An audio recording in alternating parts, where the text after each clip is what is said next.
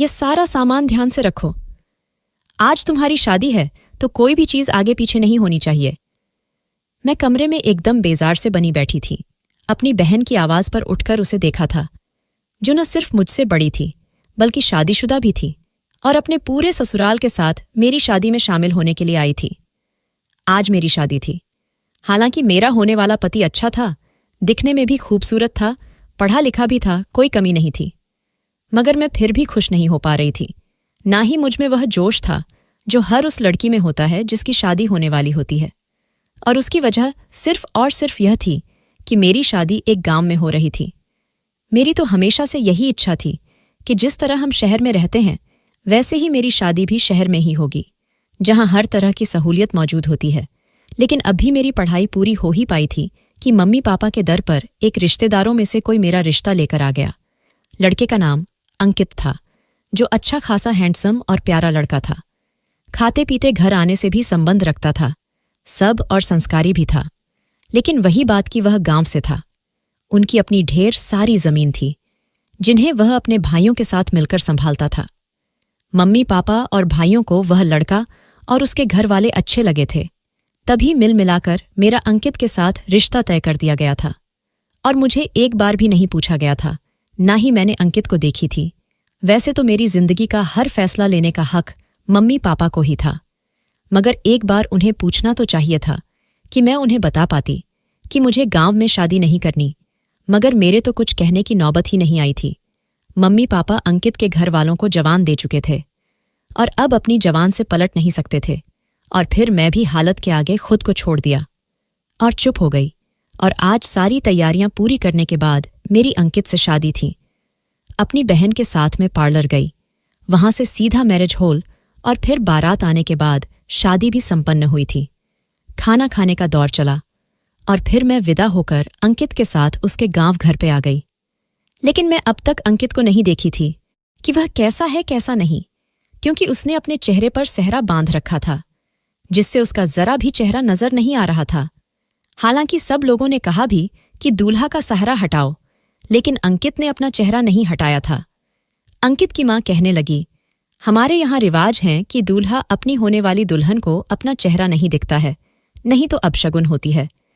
लेकिन सबसे मुझे यही सुनने को मिला था कि अंकित बहुत ही अच्छा और खूबसूरत लड़का है और तुम्हारी और अंकित की जोड़ी चांद सूरज की जोड़ी है। दिल से हर दर्द और वसवसों को दिल से निकालकर मैं दिल में उमंग लिए अंकित के साथ विदा होकर अपनी ससुराल आई थी, जहां आते ही मुझे बड़े से हाल में बिठाकर मेरी साथ काफी रस्मों रिवाज की गए थे, जिन्हें करते करते रात के 10 बज चुके थे। रस्में खत्म हुई तो अंकित उठकर बाहर चला गया, जबकि मुझे मेरी सास और बाकी सब औरतें अंदर अंकित के कमरे में ले गई, जो कि रिवायती अंदाज में सजा हुआ था। मुझे बेड पर बिठाकर मेरी जेठानी और मेरी नंद मेरी तारीफें करने लगी। मगर जब सास ने मुंह खोलकर अपनी बात कही तो मैं हक्का बक्का से उनकी तरफ देखती रही। जो मैंने सुना, क्या वह सही है या सिर्फ मेरी कानों का धोखा था? क्या मेरे कानों ने कुछ गलत सुना था? मुझे ऐसा लगता भी क्यों ना, मेरी सास ने बात ही कुछ ऐसी की थी। मैंने हैरानी से पूरी आंखें खोलकर अपनी सास को देखा, जो बिना मेरी तरफ ध्यान दिए अपनी बात कह रही थी। आसपास मेरी 2 देवरानियां और एक जेठानी और एक शादीशुदा नंद भी खड़ी थी, जो आराम से खड़ी मेरे हैरान से चेहरे की हाव भाव को देख रही थी। मेरी सास ने बात ही कुछ ऐसी कही थी कि मैं विश्वास नहीं कर पा रही थी कि जो वह कह रही है वह सच है या फिर कोई मजाक। मैंने हैरान होकर पूछा, ये आप कैसी बातें कर रही हैं? आखिर अंकित से शादी हुई है तो हम दोनों के बीच पति पत्नी का रिश्ता है, आखिर ऐसा कैसे हो सकता है? मेरी सास कहने लगी, ऐसा होकर रहेगा जो मैंने कहा है। तुम्हें वह बात माननी होगी जो कहा है, उसे कान खोलकर सुन लो और अपने दिमाग में भी बिठा लो। तुम्हें अपने पति का चेहरा नहीं देखना है, और तब तक बिल्कुल नहीं जब तक तुम एक बच्चे को जन्म नहीं दे देती। उसके बाद बेशक जितना मर्जी उसका चेहरा देखना, मगर इससे पहले हरगिज नहीं, क्योंकि अगर तुमने अपने पति का चेहरा देख लिया, वह भी बच्चे के जन्म देने से पहले, तो तुम्हारा बच्चा अपाहिज पैदा होगा। यह सुनकर मैं जितना हैरान होती, उससे ज्यादा मुझे इस बात की टेंशन थी कि ऐसा कैसे मुमकिन था कि मैं अपने पति के साथ रहती और उसे ना देखती, जानबूझकर ना भी देखी तो अनजाने में भी मेरी उस पर नजर पड़ ही सकती थी। मेरी उलझन मेरे चेहरे पर साफ जाहिर हो रही थी।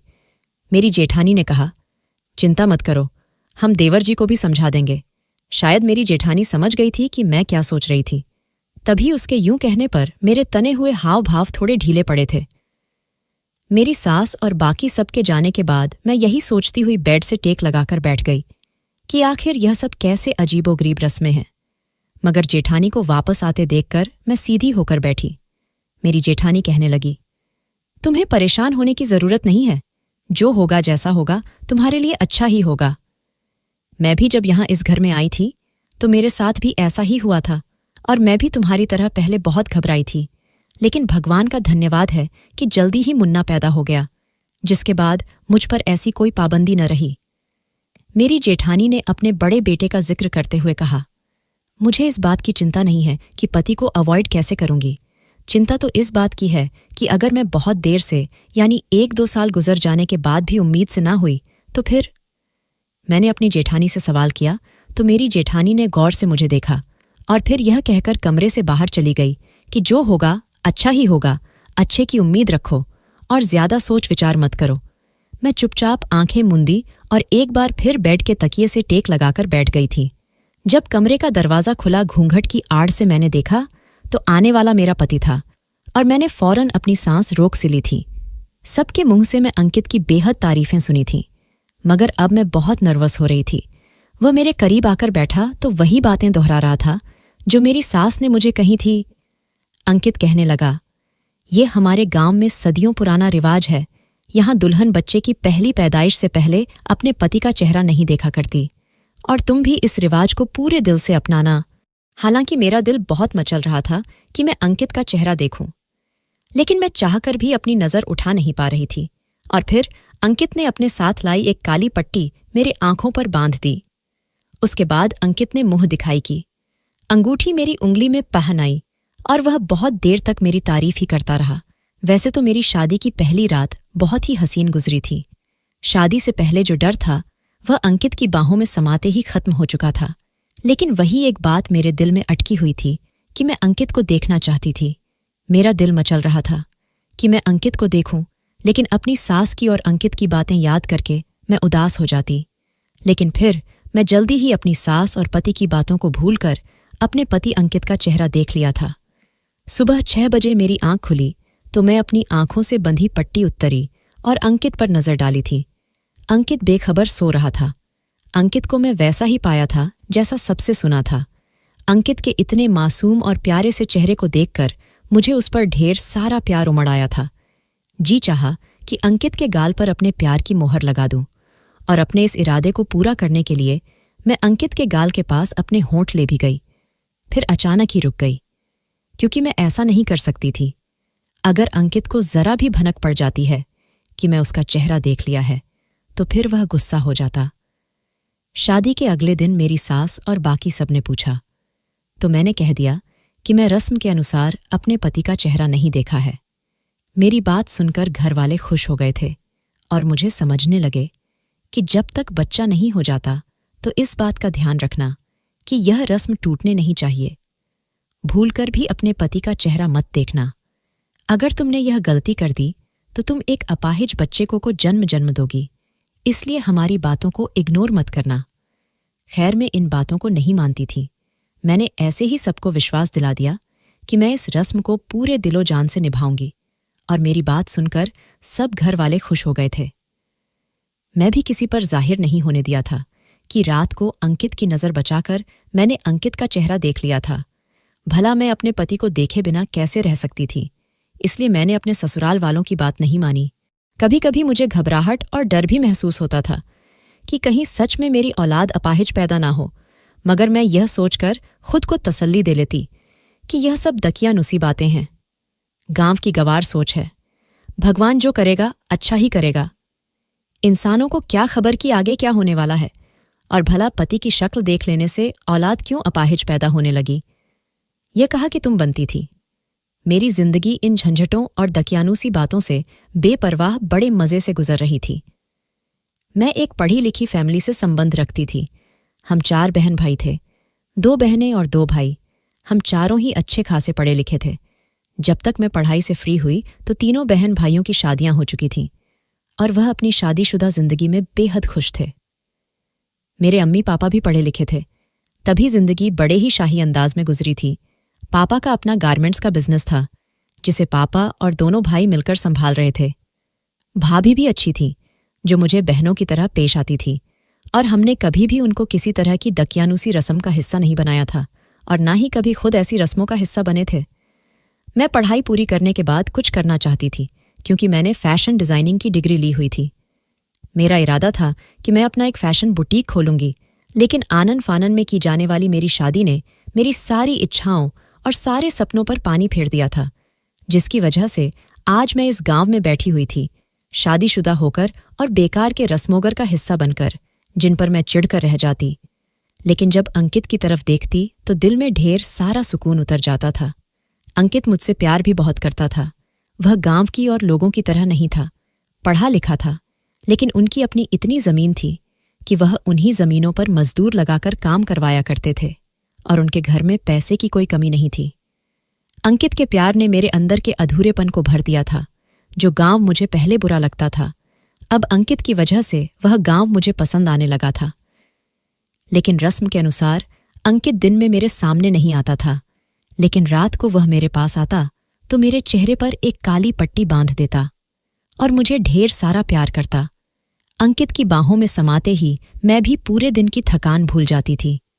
अंकित मुझसे माफी मांगता कि सोनिया, मुझे माफ कर दो, जो तुम्हें इस तरह इन रस्मों रिवाजों का हिस्सा बनना पड़ रहा है। मैं पढ़ा लिखा आदमी हूं, मैं इन बातों को नहीं मानता, लेकिन यह गांव के लोग हैं, ये इन बातों में बहुत विश्वास रखते हैं, इसीलिए मुझे भी इन बातों को मानना पड़ता है।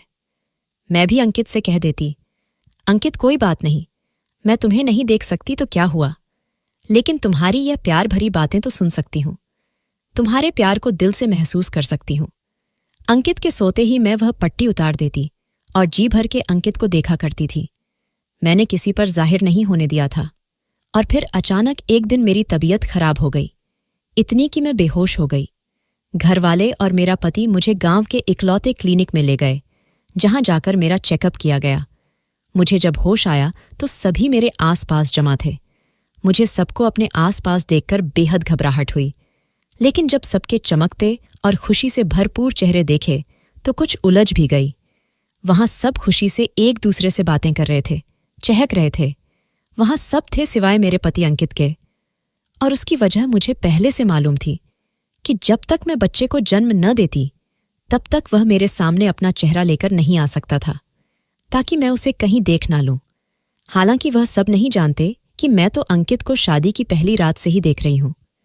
मैंने यह सब सोचकर सर झटका ही था कि मेरी सास मेरे पास आई, मेरा माथा चूम कर मेरी बलाई ली और फिर मुझे बधाई देकर कहने लगी कि बधाई हो, तुम मां बनने वाली हो, सदा खुश रहो, सुहागन रहो। सास के शब्द सुनकर पहले मैं उलझी, मगर जब बात समझ में आई तो खुशी से मेरा भी बुरा हाल हो गया। मैं दिल ही दिल में भगवान का धन्यवाद करने लगी कि अब जल्दी ही मैं बच्चे को जन्म दूंगी, जिसके बाद मेरे पति को मुझसे छुपना नहीं पड़ेगा। मैं यह खुशी अपने पति के साथ बांटना चाहती थी, मगर वह यहां नहीं था, क्योंकि हमारे बीच दकियानूसी रस्मों की दीवार खड़ी थी। क्लिनिक से वे लोग मुझे घर ले आए। रात को जब मैं आंखें मूंदे लेटी थी, तब मेरा पति मेरे पास आया, मुझे सोया समझकर मुझे बधाई दी। मैं बहुत खुश थी और मेरा बहुत ज्यादा ख्याल रखा जा रहा था। कुछ दिनों से मैं एक बात नोट कर रही थी, जो मुझे हैरान भी बहुत करती थी, कि जब मैं सो जाती हूं तो अंकित रात को पता नहीं क्या बड़बड़ाता रहता था। एक बार ऐसे ही उसके बड़बड़ाने से मेरी आंख खुल गई तो मैंने देखा कि उसकी आंखों में आंसू थे और वह रो रो कर भगवान से माफी मांग रहा था। कह रहा था कि मैं औलाद के लालच में ये क्या कर दिया, भगवान मुझे माफ कर देना। मैंने जो कुछ किया वह औलाद की लालच में किया है। मुझे नहीं पता था कि मेरे हाथों इतना बड़ा पाप हो जाएगा। भगवान मेरी इस पाप को माफ कर दे। मुझे कुछ समझ नहीं आ रहा था कि अंकित ऐसा क्यों कह रहा था, और यह सिर्फ एक दिन की बात नहीं थी, बल्कि मैं रोजाना ही अब उसको यह करते देखा करती थी। वह समझता था कि मैं सो गई हूं, लेकिन मैं सिर्फ सोने का नाटक करती थी और उसको रोते हुए और भगवान से माफी मांगते हुए देखा करती थी। मुझे समझ नहीं आता था कि आखिर वह ऐसा क्यों करता है, और यह सिलसिला तभी से शुरू हुआ था जब से मैं उम्मीद से हुई थी। इससे पहले ऐसा कुछ भी नहीं था। वो रोज भगवान से माफी मांगा करता था। मुझे तो अब डर लगने लगा था कि कहीं मेरे पति को पता तो नहीं चल गया कि मैंने उसे देख रखा है, और अब से नहीं बल्कि शादी की रात से ही कहीं मेरा बच्चा सच में अपाहिज पैदा ना हो। मैं अब बेतहाशा घबराने लगी थी। मुझे यह हमेशा से यह दकियानूसी अजीबोगरीब रिवाज बिल्कुल भी पसंद नहीं थे, लेकिन अब मैं घबराने लगी थी कि कहीं मेरा बच्चा अपाहिज पैदा ना हो, और इसी वजह से मैं बहुत ज्यादा दरी दरी सी रहने लगी थी। मुझ में इतनी हिम्मत भी नहीं थी कि मैं अंकित से कुछ पूछ सकती, क्योंकि मुझे डर था कि आगे से उसने भी मुझसे सवाल कर लिया कि तुम्हें मना करने के बावजूद मुझे क्यों देखा, तो मैं उसे क्या जवाब दूंगी। बस यही सोचकर मैं चुप हो जाती समय गुजरने के साथ साथ मेरे दिमाग में अजीब अजीब सी सोच आने लगी थी, जिनको मैं चाहकर भी झक नहीं पाती थी। समय धीरे धीरे गुजरने लगा था, लेकिन मेरे पति का यह रूटीन खत्म नहीं हुआ था कि वह रोज रात को उठकर रो रो कर भगवान से माफी मांगा करता था, और मेरी परेशानी जो कि तू बनी हुई थी, मैं पहले से भी ज्यादा चुप चुप रहने लगी थी, लेकिन किसी पर यह चाह नहीं होने देती थी कि बच्चे से पहले ही मैं उनकी रस्म को तोड़कर अपने पति का चेहरा देख चुकी हूं। उस दिन भी एक रूटीन का दिन था। मैं आज जल्दी सो गई थी क्योंकि मैं आज काफी थक गई थी। मेरा आखिरी महीना चल रहा था और डिलीवरी भी होने वाली थी, इसलिए आजकल मैं जल्दी ही थक जाया करती थी। अभी मुझे सोए कुछ ही देर गुजरी थी जब अचानक मेरी आंख किसी के रोने की आवाज सुनकर खुली थी। मैंने दाएं तरफ को गर्दन मोड़कर देखा तो मेरी निगाह अंकित के ऊपर जा टिकी थी, जो कमरे में बने छोटे से मंदिर के सामने भगवान से माफी मांग रहा था, और हमेशा की तरह आज भी यही कह रहा था कि मैंने यह औलाद के लिए किया। मैं एक झटके से उठकर बैठ गई और गुस्से भरी आवाज में कहा कि ऐसा भी क्या कर दिया है अंकित आपने, जो यूं रो रो कर रोज रात को भगवान से माफी मांगते हैं। मेरे गुस्से भरे अंदाज पर अंकित ने मेरी तरफ देखा, लेकिन मैं निगाहों का रुख मोड़ चुकी थी ताकि उसे यही लगे कि मैं उसे देखा नहीं है। अंकित कहने लगा, कुछ नहीं, मैं बस यूं ही भगवान से अपने छोटे मोटे गुनाहों की माफी मांग रहा था, तुम सो जाओ। अंकित नॉर्मल से अंदाज में कहकर अपनी साइड पर लेटा और करवट बदलकर सो गया। मगर मैंने अंकित से कहा कि मैंने कल भी आपके रोने की आवाज सुनी थी। ऐसा क्या किया है आपने जो भगवान से रोज रोकर माफी मांगते हैं? मुझे उत्सुकता थी जानने की कि आखिर अंकित यह सब क्यों करता है, इसलिए मैं चुप नहीं रह पा रही थी। अंकित ने कहा कि कहा ना कि कुछ नहीं, फिर बहस किस बात की है, चुपचाप सो जाओ। अंकित ने अब की बार मुझे डांट दिया, नींद खराब करके कहते हो कि सो जाओ। मैं गुस्से से बड़बड़ाकर खिड़की के करीब खड़ी होकर काफी देर तक ताज़ा हवा खाती रही। उसके बारे में सोचने लगी। जब कोई जवाब ना मिला तो थक-हार कर जाकर अपनी जगह पर लेटी और जल्दी ही नींद की वादियों में उतर गई। उस रात के बाद मैंने अंकित से पूछना छोड़ दिया था। वह भी एक आम सा दिन था। मेरा 9वां महीना खत्म होने वाला था। जब मेरी तबीयत खराब होना शुरू हुई, सब लोग मुझे लेकर गांव के ही क्लिनिक की तरफ रवाना हुए। मेरी डिलीवरी का समय आ गया था। मुझे जल्दी ही डिलीवरी के लिए ले जाया गया, और फिर जब डिलीवरी हुई तो नर्स बच्चे को लेकर एक तरफ चली गई। मुझे दूसरे रूम में शिफ्ट कर दिया गया और मेरी तबीयत पहले से अच्छी थी। सब लोग मुझसे मिलने के लिए आ रहे थे, लेकिन उन सब के चेहरे के जो भाव थे वह कुछ अलग से थे, जैसे वह खुश नहीं थे। और यही बात मुझे परेशान कर रही थी। नर्स ने अभी तक बच्चा मुझे नहीं दिखाया था। सब लोग बच्चे से मिल चुके थे, लेकिन कोई भी मुझे बता नहीं रहा था कि वह कैसा है। सबके बाहर जाने के बाद मैं नर्स से बच्चे के बारे में पूछा तो नर्स बच्चे को कमरे में लेकर आई, और जब मैं अपने बच्चे की शक्ल देखी तो पैरों तले से जमीन निकल गई और समझ गई कि मेरा पति क्यों भगवान से कहता था कि मुझे माफ कर दे, क्योंकि जरूर उसने औलाद के लिए किसी मजलूम पर जुल्म किया होगा, तभी तो उसकी औलाद ऐसी पैदा हुई थी। मेरा बच्चा नॉर्मल नहीं था। मेरा बच्चा कुछ अलग अलग ही टाइप का बच्चा था। उसकी आंखें खराब थीं और चेहरा बाकी शरीर की तुलना में बहुत छोटा सा था। उसे देखकर मेरे दिल को एक धक्का सा लगा था, क्योंकि ऐसा कुछ तो मैंने सोचा भी नहीं था। मेरी आंखों से लगातार आंसू बहने लगे कि मेरे पति की किए की सजा मुझे क्यों मिली। हर बार चेकअप कराने के बाद मेरी डॉक्टर यही कहती थी कि बच्चा बिल्कुल ठीक है और उसकी ग्रोथ भी बहुत अच्छी हो रही है। हमारे घर आने वाली एक मशहूर दाई ने यह भी बताया था कि लड़का होगा, और ऐसा ही था। मेरा लड़का ही पैदा हुआ था, मगर अब नॉर्मल। मैंने बच्चे को देखकर बिना उसे थामे फूट फूट का रोना शुरू कर दिया था। एक तरफ मुझे लग रहा था, ये सब मेरी जार वजह से हुआ है। ना मैं अपनी सास के खिलाफ जाकर उनकी रस्मों रिवाज को तोड़ती, और ना शादी की रात से लेकर आज तक अपने पति का चेहरा देखती, और ना ही मेरा बच्चा यूं अपाहिज अबनॉर्मल पैदा होता। जबकि दूसरी तरफ मेरा दिल कह रहा था कि मेरे बच्चे को मेरे पति के किसी बुरे कर्म की सजा मिली है। मुझे कुछ भी समझ नहीं आ रहा था कि मैं किस बात पर विश्वास करूं। नर्स मुझे रोता देखकर तसल्ली देकर उस बच्चे को मेरे पास लिटाकर चली गई, तो मैं खुद को संभालने की कोशिश करने लगी। अब मुझे अपने ससुराल वालों की अजीब और फीके रवैया नजर आ रही थी कि यकीनन वह इसी वजह से मुझे कटे कटे और नाराज थे। लेकिन इस समय मेरा कोई भी दोस्त नहीं था, ना ही जानबूझकर मैंने कुछ किया था। मेरा पति अंकित एक बार भी मेरे सामने नहीं आया था, ना ही बच्चे से मिला था। शायद उसे भी पता चल चुका था कि हमारे घर अबनॉर्मल बच्चे ने जन्म लिया है, तभी तो वह एक बार भी मुझे या अपने बच्चे को देखने नहीं आया था। अगले दिन बच्चे को और मुझे घर ले जाया गया, लेकिन सबका रवैया मेरे साथ उखड़ा उखड़ा ही था। जबकि सास और जेठानी ने दवे शब्दों में मुझे कहना भी शुरू कर दिया, यह सब जरूर इसके वजह से हुआ है कि तुमने अपने पति को देख लिया होगा, जबकि तुम्हें मना किया गया था कि अपने पति को मत देखना जब तक कि बच्चे को जन्म ना दे दो। और अब तो मुझे भी यही लगने लगा था। जिस पर मैं अब खुद को कोसने लगी थी, मैं चुपचाप उनकी बातें सुनती रहती, क्योंकि बोलने के लिए तो मेरे पास कुछ बचा ही नहीं था। मैं अपने बच्चे की देखभाल में बिजी हो गई थी, जैसा भी था, मगर वह मेरा ही बच्चा था और मुझे उसकी परवाह थी। अंकित एक हफ्ते तक घर नहीं आया था, जिस पर मुझे यही लगा कि उसे भी शायद मैं ही कसूरवार लग रही थी। मेरे घर वाले आकर जा चुके थे और जाने से पहले मुझे तसल्ली और दिलासे देकर गए थे कि उन्होंने मुझे अकेला नहीं छोड़ा, बल्कि वह हर वक्त मेरे साथ खड़े रहेंगे। मुझे जब भी उनकी जरूरत पड़ेगी, मैं बस उनको एक कॉल कर दूं और वो दौड़े दौड़े चले आएंगे।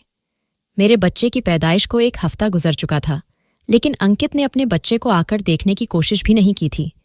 और फिर एक शाम जब अंकित अचानक चला आया, मैं उस समय अपने बच्चे को दूध पिला रही थी। अंकित चुपचाप आकर बेड पर बैठ गया। मैंने भी बच्चे को बेड पर लेटा दिया, क्योंकि वह सो चुका था। थोड़ी देर तक वह बच्चे को देखता रहा और फिर अपने बच्चे से लिपटकर फूट फुटकर रोने लगा। मैंने दरवाज़ा बंद कर दिया और उसे चुप करवाने की कोशिश ना की, ताकि उसके दिल का सारा गम निकल सके। काफ़ी देर रोने के बाद वह खुद ही चुप हो गया था और काफ़ी देर सर झुकाए बैठे रहने के बाद उसने मेरे आगे हाथ जोड़ दिए। ये मेरे लिए काफ़ी हैरानी का कारण था, मगर वह बोला कि मुझे माफ़ कर दो सोनिया, मेरे गुनाहों की सज़ा हमारे बेटे को मिली। मगर मैं ऐसा नहीं चाहता था। मैं भगवान से माफ़ी भी मांगी थी, मगर शायद भगवान ने मुझे माफ़ नहीं किया। तभी मेरे यहाँ ऐसी औलाद पैदा हुई। मुझे हैरत हुई, आज अंकित सब कुछ अपने मुंह से बता रहा था, जो मैंने उस रातों को माफ़ी मांगते हुए देखा था। मैंने कहा, अंकित कैसा गुनाह? मेरे पूछने पर वह चुप हो गया और सर को झुका लिया। मुझे लगा कि शायद वह मुझे कुछ बताना नहीं चाहता, इसलिए वह चुप हो गया है। मैं उसे चुप देखकर कमरे से बाहर निकलने लगी कि तभी उसकी आवाज़ ने मेरे कदम रोक लिए थे। मैं एकदम उसकी तरफ पलटी, जो सर झुकाए धीमे शब्दों में कुछ बोल रहा था, या फिर अपने किसी गुनाह को स्वीकार कर रहा था। अंकित कह रहा था कि शादी की रात माँ ने मुझे समझकर भेजा था कि मैं तुम्हें अपना चेहरा किसी हाल में ना देखने दूं, नहीं तो बच्चा अपाहिज पैदा होगा। इससे पहले भी मैंने भाभी भाई के समय पर भी यह सुन रखा था, मगर मैं इन सब बातों को नहीं मानता था और इन सब बातों को पुरानी रस्मों रिवाज मानता था। लेकिन फिर भी मेरी माँ ने इतने विश्वास के साथ मुझे समझाया था कि मेरे दिल में भी यह कहीं ना कहीं बैठ गया था कि माँ की बात को मान लेना चाहिए। आखिर इसमें हर्ज ही क्या है? जब मैं रात को तुम्हारे कमरे में आया, मैं रात को कमरे में यही सोचकर आया था कि मैं कोई रिस्क नहीं लूंगा, जो मेरी माँ ने कहा है वही करूंगा। लेकिन मैं जान गया था कि तुमने मेरा चेहरा देख लिया है। मैं पढ़ा लिखा इंसान हूं और तुम्हारी तरह खुद भी इन दकियानूसी बातों पर विश्वास नहीं रखता था। इसलिए मैंने खुद को यही कहकर तसल्ली दी थी कि ऐसा कुछ नहीं होता, ये बस हमारा वहम है और कुछ नहीं। यही सब सोचकर मैं सुकून से हो गया था। तुम रोज रात को मुझे देखती हो, यह बात मैं अच्छे से जानता था और मैं किसी और को कभी इस बारे में नहीं बताया था। सब कुछ ठीक चल रहा था।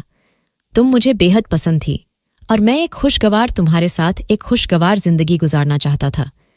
लेकिन जैसे जैसे समय गुजरता गया, मेरी बेचैनी बढ़ती जा रही थी। मैंने खुद को तसल्ली दे रखी थी, लेकिन फिर भी पता नहीं क्यों कहीं ना कहीं ये बात मेरे दिल में बैठी हुई थी कि कहीं तुम्हारा मेरा चेहरा देख लेने से हमारा बच्चा अपाहिज ना हो जाए। मैं अभी इसी उलझन में था कि जब मुझे एक ज्योतिषी मिला। हालांकि मैं ज्योतिषी की बातों पर विश्वास नहीं रखता हूं, लेकिन फिर भी अपने दोस्तों के कहने पर मैंने अपना हाथ उसको दिखा दिया तो उसने मुझसे कहा कि तुम्हारी जिंदगी में एक बहुत बड़ी आजमाइश आने वाली है, वह भी औलाद की सूरत में हो सकती है। मैं बहुत ज्यादा डर गया था और अब मुझे वह रस्म सच लगने लगी थी कि कहीं बच्चे का जन्म होने से पहले पति का चेहरा देख लेने से औलाद सच में अपाहिज पैदा होती है। मैंने उसे ज्योतिषी की बात पर विश्वास कर लिया और फिर मैं उस ज्योतिषी से इस समस्या का हल पूछा, जिस पर ज्योतिषी ने तरीका बताया कि जिससे मेरी औलाद अपाहिज होने से बच सके। हालांकि मैं एक पढ़ा लिखा इंसान था और यह बात अच्छी तरह जानता था कि जो कुछ होता है भगवान की मर्जी से होता है, इंसान का इसमें कुछ बस नहीं होता। लेकिन उस समय मेरी अक्ल पर पर्दा पड़ गया था और मैं चाहता था कि वक्त से पहले ही मेरी हर समस्या सुलझ जाए। उस ज्योतिषी ने मुझे बताया कि मैं कोई लावारिस बच्चा जो कि अपाहिज हो या अबनॉर्मल हो, इसके आगे पीछे कोई ना हो, लाकर उसे ज्योतिषी के हवाले कर दूं। मैंने हैरत से उससे पूछा कि तुम उस बच्चे का क्या करोगे, जिस पर उसने बताया कि उस बच्चों को मैं अपने पास रखूंगा, उसकी परवरिश करूंगा और उस बच्चे के जरिए भगवान तुम्हारे बच्चे को अपाहिज होने से बचाएगा। मुझे कुछ समझ तो नहीं आया, मगर मैं उसकी बात मान गया कि उस वक्त मुझे अपना बच्चा, जो अभी भी दुनिया में नहीं आया था, सही सलामत चाहिए था। मैंने उसकी बात मानकर कुछ दिनों के अंदर अंदर एक अनाथ अपाहिज बच्चा लाकर उसके हवाले कर दिया। उस बच्चे का इस दुनिया में कोई नहीं था। वह ज्योतिषी बच्चा लेकर चला गया अपने ठिकाने पर जहां वह रहता था। कुछ दिनों बाद मैं उस ज्योतिषी से मिलने उसके ठिकाने पर पहुंचा कि उससे पूछ सकूं कि वह बच्चे की परवरिश अच्छे से कर रहा है या नहीं। लेकिन जैसे ही मैं वहां पहुंचा तो वहां से पुलिस और एम्बुलेंस बाहर निकल रही थी, जबकि उस घर के आसपास लोगों का बेहद की भीड़ थी।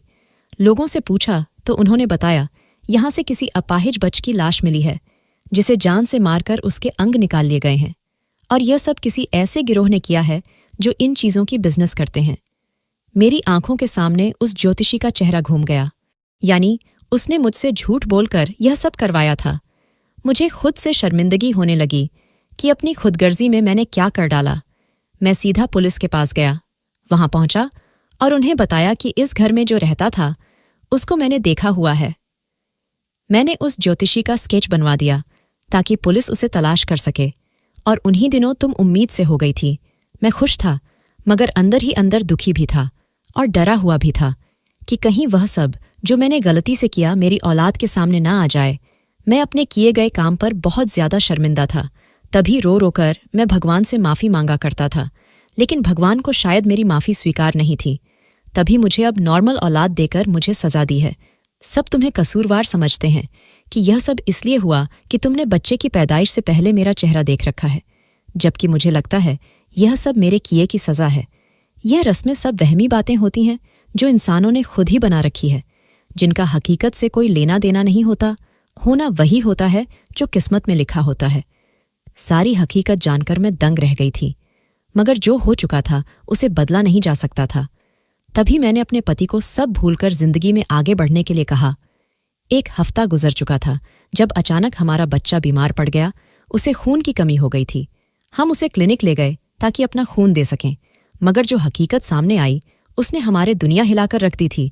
खून का टेस्ट करते वक्त बच्चे का डीएनए हमारे डीएनए के साथ मैच नहीं हुआ था, जिसका मतलब था कि यह बच्चा हमारा था ही नहीं। मेरे ससुराल वालों ने क्लिनिक में बवाल मचा दिया कि हमारे साथ धोखा हुआ है। क्लिनिक के ऑनर ने बौखलाकर उस दिन पैदा होने वाले सभी बच्चों की लिस्ट मंगवा ली, और फिर बारी बारी सब पेरेंट्स को इन बच्चों के साथ क्लिनिक बुलवाया गया जो उस दिन अस्पताल में पैदा हुए थे। उस दिन कुल 8 बच्चों की पैदाइश हुई थी। 8 बच्चों का डीएनए हमारे डीएनए से मैच करके देखा गया तो एक बच्चा जो बेहद खूबसूरत और पूरी तरह सेहतमंद था, उसका डीएनए हमारे डीएनए से मैच हो गया। उस बच्चे को देखते ही मेरी ममता छलक पड़ी थी। वह तो बिल्कुल अंकित की कॉपी था। मैंने कसकर उसे अपने सीने से लगा लिया था। और फिर हमारे पास जो एबनॉर्मल बच्चा था, उसका डीएनए उन पेरेंट्स से मैच हो गया जिसके पास हमारा बच्चा था, यानी नर्स के लापरवाही से बच्चा बदल गया था। एबनॉर्मल बच्चे के पेरेंट्स बिल्कुल मानने को तैयार नहीं थे कि यह अबनॉर्मल बच्चा हमारा है, वह क्लिनिक वालों को झूठा ठहरने लगे और हमारे बच्चे को ले जाना चाहा। मगर हम उन्हें शहर के एक बड़े अस्पताल ले गए जहां डीएनए टेस्ट के जरिए यह बात साबित हो गई कि उनके पास हमारा ही बच्चा था, जिसके बाद उन्होंने रोते हुए हमारा बच्चा हमें दे दिया और अपना एबनॉर्मल बच्चा ले गए। हम खुशी खुशी घर आए। मेरी इज्जत ससुराल में बढ़ गई और उसके साथ ही हमें यह भी समझ आ गया कि रस्में झूठी होती हैं और जो होता है भगवान की मर्जी से होता है।